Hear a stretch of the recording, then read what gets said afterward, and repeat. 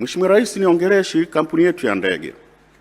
Mheshimiwa Rais, kampuni ya ndege Tanzania ATCL imeendelea kupata hasara ambapo kwa mwaka wa fedha 2024/2025 ilipata hasara ya shilingi bilioni 191.19 ikiwa ni ongezeko la 108% na hivyo kufikisha jumla ya hasara tangia lianzishwe ya shilingi bilioni 748 licha ya kuendelea kupokea ruzuku za serikali kwa ajili ya mishahara na gharama za uendeshaji.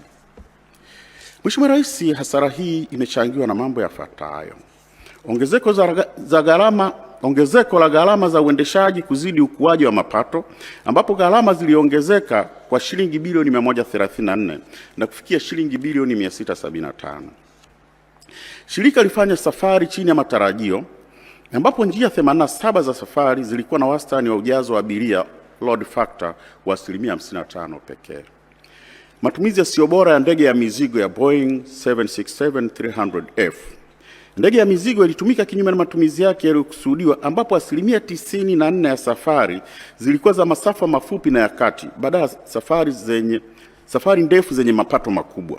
Aidha, ilifanya safari nyingi chini ya uwezo wake wa kubeba na hatimaye ilisimamishwa huku ikiendelea kugharimu shirika takriban shilingi bilioni 3.54 kwa ukodishaji na bima bila kuzalisha mapato. Kwa jumla, hali hii inaonyesha changamoto za kimuundo na kiutendaji zinazoendelea kuathiri ufanisi na uendelevu wa kifedha katika shirika hili.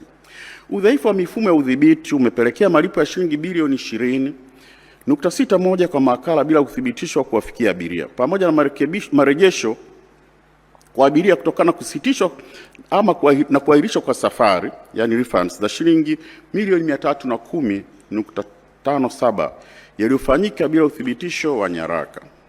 Mheshimiwa Rais, ninaamini shirika letu lina nafasi ya kutengeneza faida na kuondokana na hasara. Ninapendekeza kuwa serikali iboreshe ufanisi wa shughuli za ATCL kwa kupitia upya faida za njia za safari na matumizi ya ndege, kuandaa mkakati maalum wa kuongeza ufanisi wa ndege ya mizigo, kuunganisha mifumo ya tehama ili kuboresha ubadilishanaji wa data na kupunguza michakato nje ya mfumo, pamoja na kuimarisha udhibiti wa marejesho ya fedha kutoka kwa mawakala ili kulinda mapato ya kampuni.